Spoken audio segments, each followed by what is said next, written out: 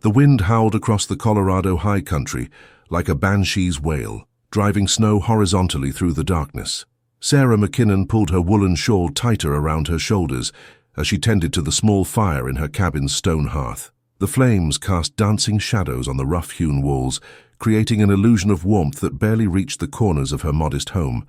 Outside, the storm that had been threatening all day finally unleashed its fury. Sarah had seen such blizzards before. They could last for days, burying homesteads under drifts taller than a man. She'd prepared well, though.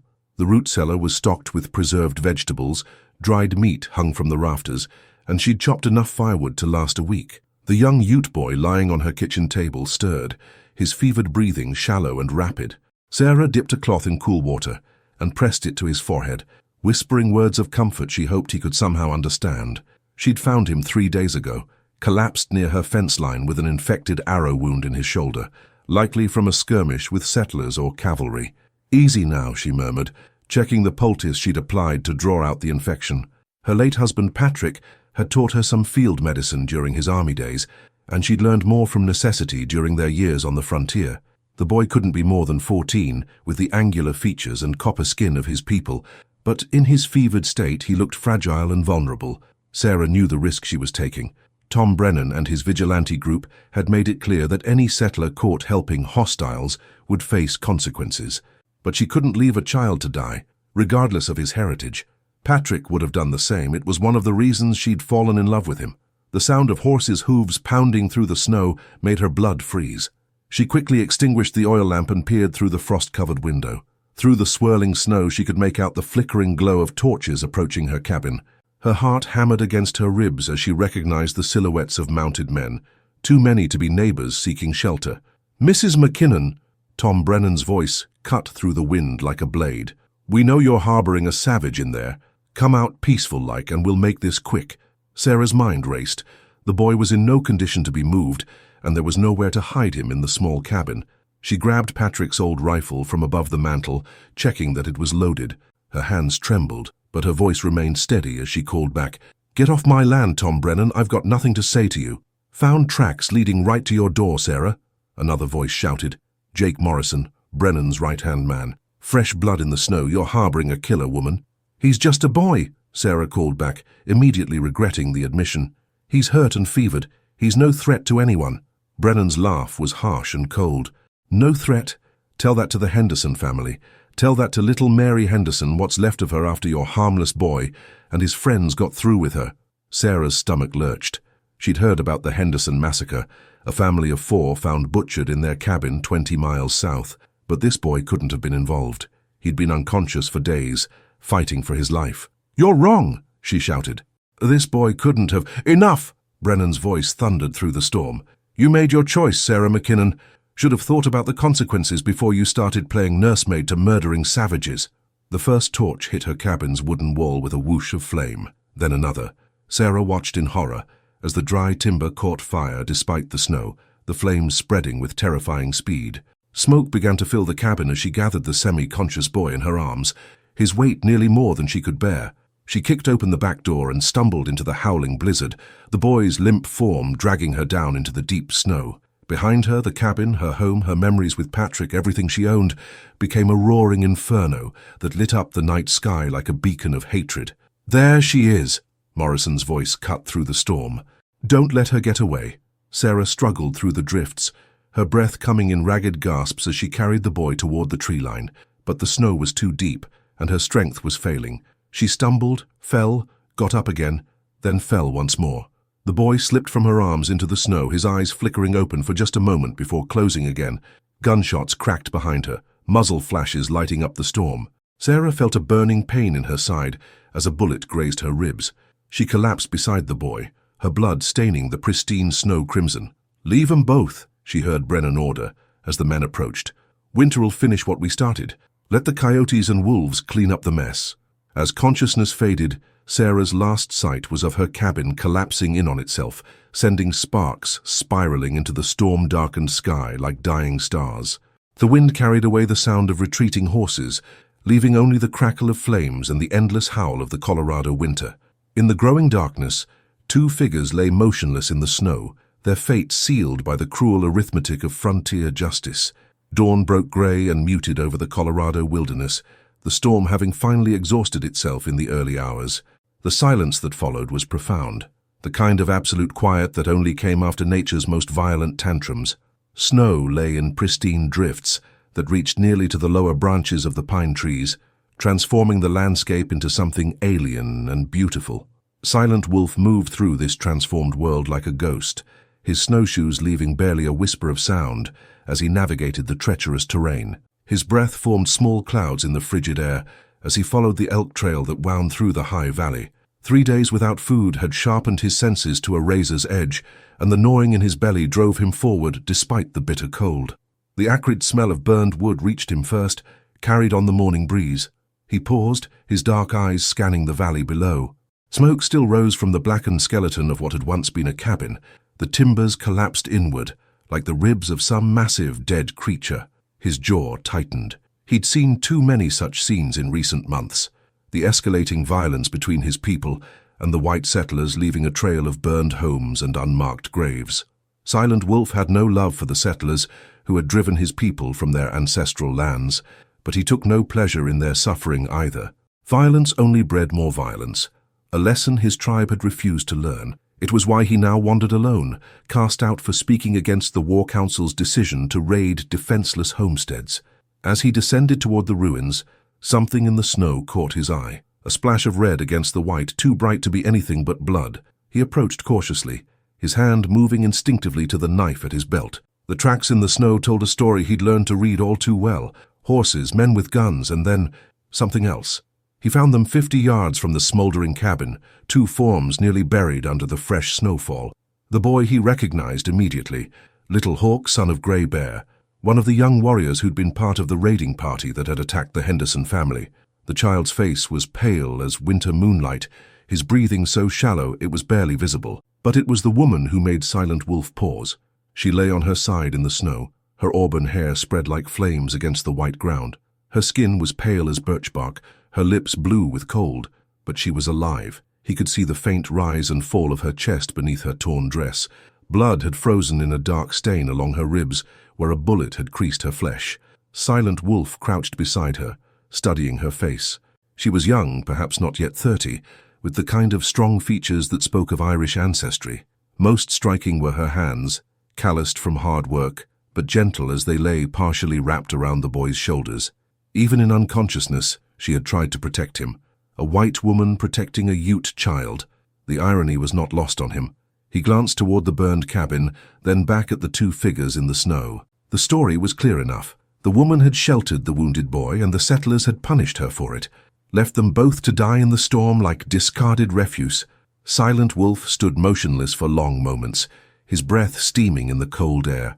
Every instinct told him to walk away. The woman was white. Her people had brought nothing but death and sorrow to his. The boy was from his own tribe, but one that had cast him out. He owed neither of them anything.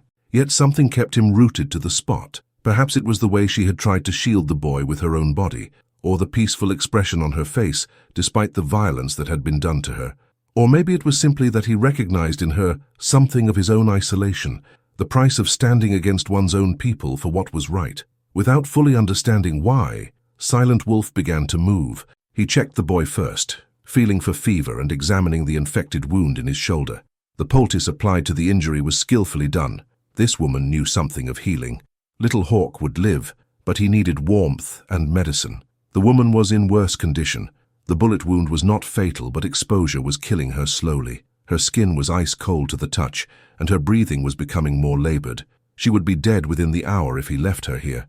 Silent Wolf made his decision with the swift certainty of a man accustomed to survival in harsh country. He gathered the woman in his arms, surprised by how light she felt, then carefully lifted the boy and slung him over his shoulder. The hidden cave he'd been using as shelter was less than a mile away, but the journey would be treacherous with such a burden. As he began the difficult trek through the deep snow, the woman stirred in his arms. Her eyes fluttered open, green as mountain lakes in summer, and fixed on his face with surprising clarity. He expected her to scream, to struggle, to show the fear that all white women showed when confronted with what they called a savage. Instead, She simply looked at him with those remarkable green eyes, her gaze moving to the boy on his shoulder, then back to his face. Her lips moved, forming words too soft to hear over the wind, but he thought she said, "Thank you." Then her eyes closed again, and she went limp in his arms. Silent Wolf continued through the snow, his powerful legs carrying him steadily toward the hidden cave. Behind him, the ruins of the cabin continued to smolder, sending up a thin column of smoke that would be visible for miles. By evening, scavengers would come to pick through the ashes, looking for anything of value, but they would find nothing. The woman and the boy were gone, spirited away by the very people their neighbors had tried to destroy. In the growing isolation of the high country, 3 outcasts would either find a way to survive together or die in the attempt. The morning sun climbed higher, turning the snow-covered landscape into a blinding vista of white and shadow.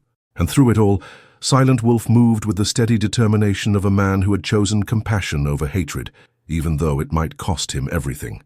The cave was a secret, known only to Silent Wolf, hidden behind a curtain of frozen waterfall deep in the canyon walls.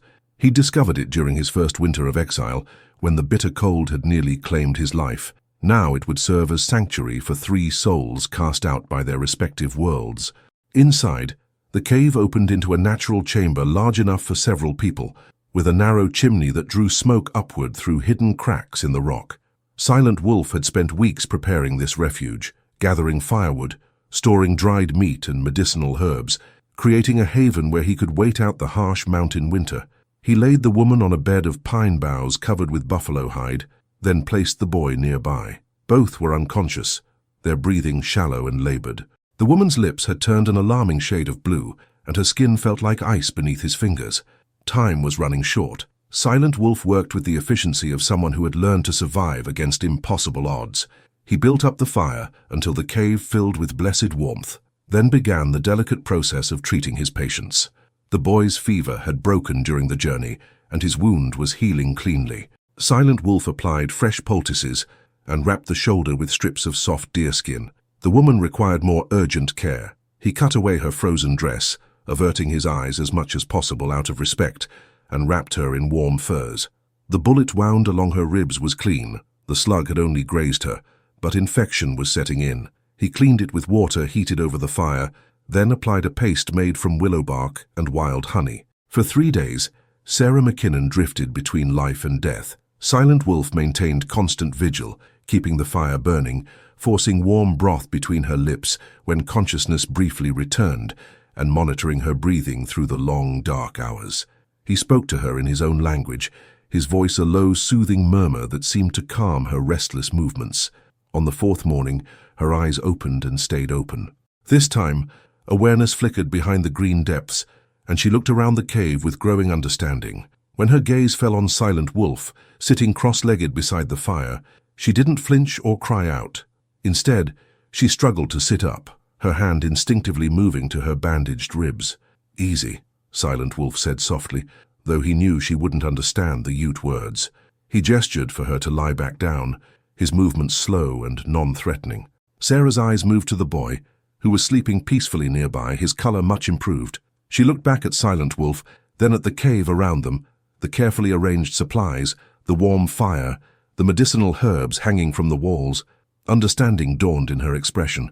"You saved us," she said, her voice barely above a whisper. Silent Wolf didn't reply. He couldn't speak her language, and she couldn't speak his. But something in her tone, gratitude mixed with wonder, needed no translation. He ladled warm broth into a wooden bowl and offered it to her. Sarah accepted the bowl with hands that trembled slightly from weakness. As she sipped the nourishing liquid, she studied the man who had rescued her. He was tall and lean, with the powerful build of someone accustomed to physical hardship. His long black hair was braided with small bones and feathers, and his clothes were a mixture of traditional buckskin and items taken from the white world, a wool coat, metal knife, leather boots. But it was his eyes that held her attention. They were dark as winter nights, but not cruel. She saw intelligence there and something else, a deep sadness that spoke of loss and isolation. This was not the savage monster she'd been raised to fear, but a man who had chosen to help strangers at considerable risk to himself. "Thank you," she said again, putting as much meaning into the words as she could. She gestured to herself, then to the boy, then back to Silent Wolf with her palms pressed together in a gesture of gratitude. Silent Wolf inclined his head slightly, a formal acknowledgement that transcended language barriers. He pointed to himself and said, "Silent Wolf," then pointed to her with a questioning expression. "Sarah," she replied, placing her hand on her chest. "Sarah McKinnon." "Sarah," he repeated carefully, his accent making the name sound musical and strange. Over the following days, they developed a primitive but effective system of communication. Sarah taught him English words, while he showed her Ute signs and gestures. Progress was slow, but gradually they began to understand each other. The boy, whose name was Little Hawk, recovered more quickly and served as something of a translator, having learned some English from traders. Sarah discovered that Silent Wolf had been cast out from his tribe for opposing their war council's decision to raid white settlements. His exile had saved his life when cavalry troops attacked his village in retaliation for the Henderson massacre, but it had also left him completely alone. "Your people," she said one evening as they sat by the fire, "they would not listen." Silent Wolf shook his head, his expression grim. "War brings only death," he said in his careful English. "I speak truth. They call me coward." "Not coward," Sarah replied firmly. "Brave, very brave." She told him about her own isolation, how the other settlers had viewed her with suspicion after her husband's death, how Tom Brennan had branded her a traitor for helping Little Hawk. In their mutual exile, they found an unexpected kinship. Little Hawk watched their growing connection with the wisdom of someone far older than his years. "You are both caught between worlds," he said to Sarah in English one day when Silent Wolf was out checking snares. "My people would kill you for helping me. Your people tried to kill you for the same reason. Perhaps together you can find a new world." Sarah looked at the boy with surprise.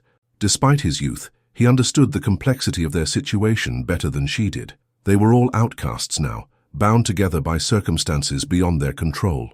As the days passed, the boundaries between their cultures began to blur. Sarah learned to prepare traditional foods and medicines, while Silent Wolf showed her how to read weather signs and track animals. They shared stories by the fire, his in halting English, hers supplemented by gestures and drawings in the dirt. But even as they built this fragile bridge between their worlds, all three knew that their sanctuary was temporary. Winter would eventually end, and with spring would come new dangers. Tom Brennan would not forget what he saw as Sarah's betrayal, and the Ute war parties would not welcome back a traitor and the white woman he protected. For now, though, they had found something precious in their hidden cave, a place where the color of one's skin mattered less than the content of one's character, where healing was possible even in the depths of winter's fury. 2 weeks had passed since the storm, and the mountain winter had settled into a deceptive calm. The cave had become a world unto itself, where Sarah, Silent Wolf, and Little Hawk existed in a delicate balance between survival and something approaching peace. But peace, Sarah had learned, was a luxury the frontier rarely afforded. She was grinding dried berries into powder when Silent Wolf returned from his morning hunt, his expression grim. Little Hawk looked up from the bough he was crafting, immediately sensing the tension in the warrior's movements. "What is it?" Sarah asked, her English lessons having progressed enough for basic conversation. Silent Wolf held up his hand for silence, then moved to the cave entrance.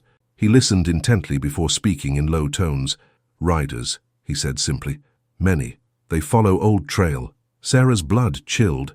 She'd known this day would come, but she'd allowed herself to hope they might have more time. "How many?" 8, maybe 10, Silent Wolf replied, checking his rifle. "They search. Move slow, careful." Little Hawk set down his bow, his young face hard with understanding. "Brennan?" "Most likely," Sarah said, her mind racing. She'd seen the smoke signals in the distance over the past few days, communications between the various settler groups as they coordinated their search.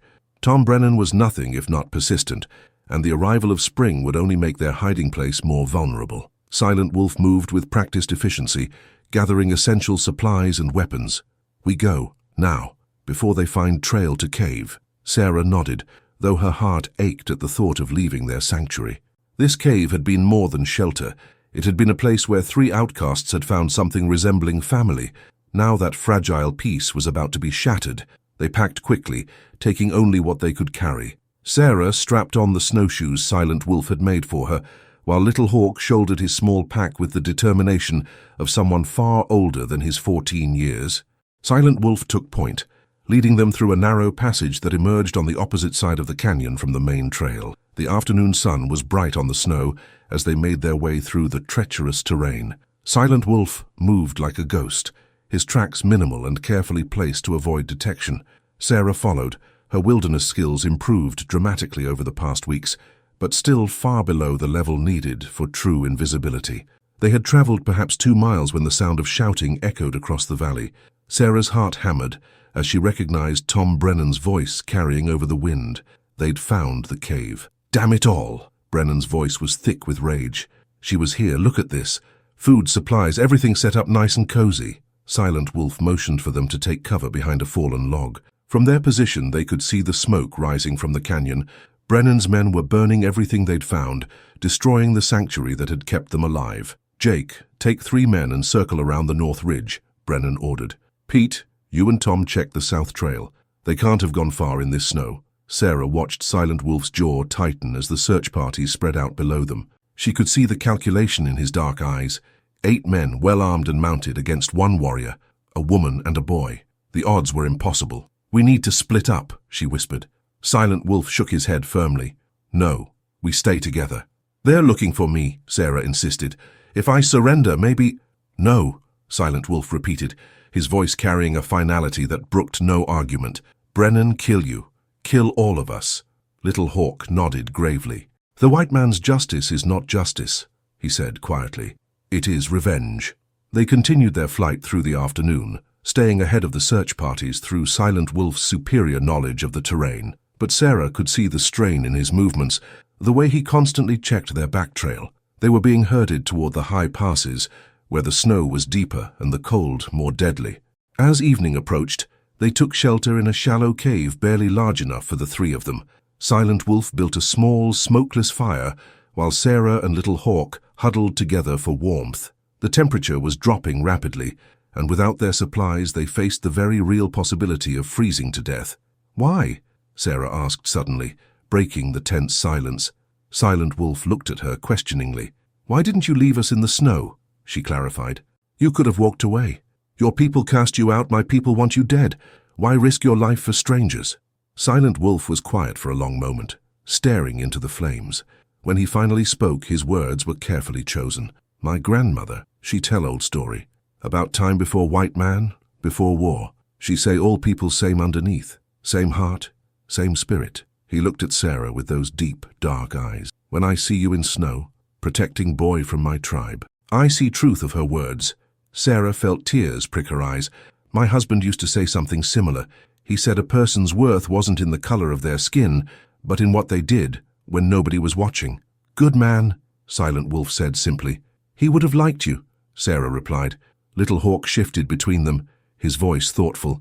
Perhaps the spirits brought us together for a reason. Perhaps we are meant to show others that peace is possible. Before anyone could respond, the sound of approaching horses shattered the quiet. Silent Wolf was on his feet instantly, rifle in hand. Through the narrow cave opening, they could see torches moving along the trail below.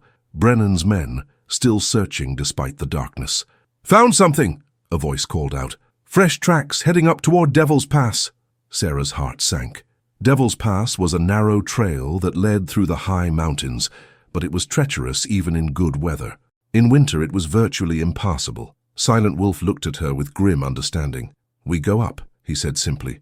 His only way. Sarah nodded, though she knew what he wasn't saying. Devil's Pass was a death trap in winter, but it was also their only chance of escape. Better to die free in the mountains than face Tom Brennan's idea of justice.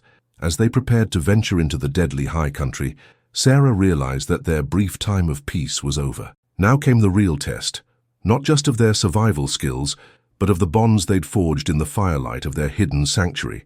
The hunt was on, and there would be no quarter given by either side. Devil's Pass lived up to its name. The narrow trail wound through jagged peaks where the wind howled like tortured souls, and the snow lay so deep it swallowed a man to his chest. Sarah struggled through the drifts, her breath coming in ragged gasps, each step a monumental effort that drained her remaining strength. Silent Wolf broke trail ahead of them, his powerful frame cutting through the snow with grim determination. Little Hawk followed in his wake, the boy's resilience remarkable despite his recent illness. Behind them, the flickering torches of Brennan's men grew steadily closer, their pursuers driven by hatred and the promise of vigilante justice. Can't. To go much further, Sarah gasped, stumbling against a wind-scoured boulder. Silent Wolf turned back, his dark eyes assessing their situation with the cold calculation of a warrior. The pass narrowed ahead, leading to a ledge that overlooked a 1,000-foot drop into the valley below. Beyond that, if they could reach it, lay the hidden trails that would take them into Ute territory, where even Brennan wouldn't dare follow. Little more, Silent Wolf said, offering her his arm. Past the ledge we are safe, Sarah nodded, drawing on reserves of strength she didn't know she possessed. The wind cut through her clothing like knives, and her feet were numb with cold, but she pressed on. Behind them she could hear Brennan's voice calling out orders, his men spreading out to prevent any chance of escape. The ledge was worse than Sarah had imagined, a shelf of rock barely 3 feet wide, slick with ice and crumbling under the relentless assault of wind and weather. One misstep would mean certain death on the rocks below. Silent Wolf went first, testing each foothold before signaling for the others to follow. They were halfway across when the first gunshot cracked through the mountain air. The bullet struck the rock face inches from Sarah's head, sending chips of stone flying. She pressed herself against the cliff wall, her heart pounding so hard she was sure it would burst. There! Brennan's voice echoed from behind them. On the ledge, take the shot! More gunfire erupted, the muzzle flashes lighting up the darkness like deadly fireflies. Silent Wolf shoved Sarah forward, his body shielding her from the worst of the barrage. Little Hawk scrambled ahead, his small size making him a harder target. Sarah McKinnon, Brennan's voice boomed across the chasm. You've caused enough trouble. Come back peaceful and we'll make it quick. Sarah looked back at the man who had destroyed her life, his face twisted with hatred in the torchlight. I'd rather die up here than face your justice, Tom Brennan. Then you'll get your wish, Brennan snarled, raising his rifle.